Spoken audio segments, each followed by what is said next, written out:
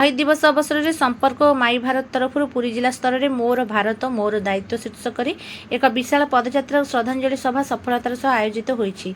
अवसर में देशर अमर शहीद मैंने भगत सिंह शिवराम हरि राजगुरु और सुखदेव थापर को विनम्र श्रद्धांजलि जणाई अपूर्व बलिदान को स्मरण कर महात्मा गांधी स्वामी विवेकानंद गोपबंधु दास बाणीकंठ निमाईचरण हरिचंदन जयराजगुरु आचार्य हरिहर सुभाष चंद्र बोस और मधुसूदन दास मूर्ति पुरी सहर विभिन्न स्थान में बरपुत्र मान प्रतिमूर्ति पुष्पमाल्य अर्पण कर पदयात्रा अपराह 3टार सरकारी महिला महाविद्यालय पुरी ठारू आरंभ होता बेले बहु संख्यक युवक युवती स्वेच्छासेवी और साधारण नागरिक एथिरे सामिल होते।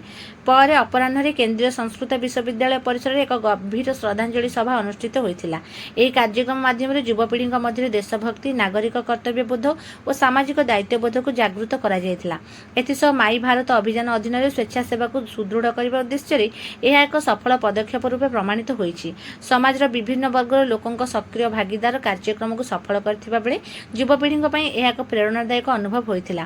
संपर्क साधारण संपादक सौमेन्द्र दास संयोजन अनुष्ठित सभारी केंद्रीय संस्कृत विश्वविद्यालय निर्देशक प्रोफेसर प्रभात कुमार महापात्र मुख्य अतिथि भाव जोग देथिले।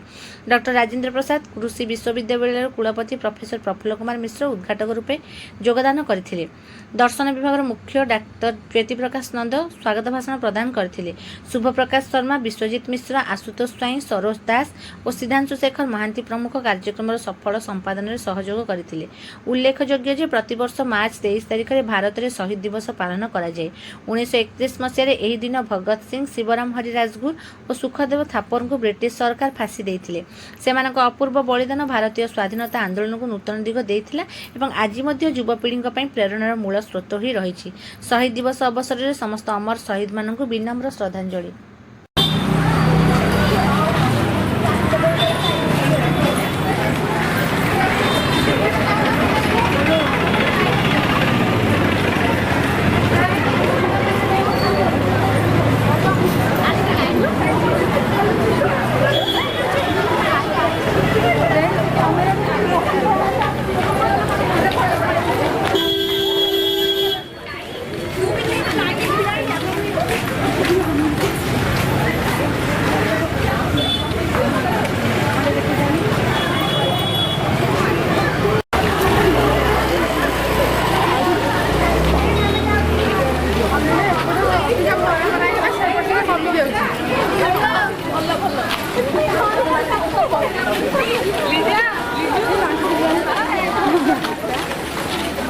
এটা আউটডোর এডি মত কিছু ধরো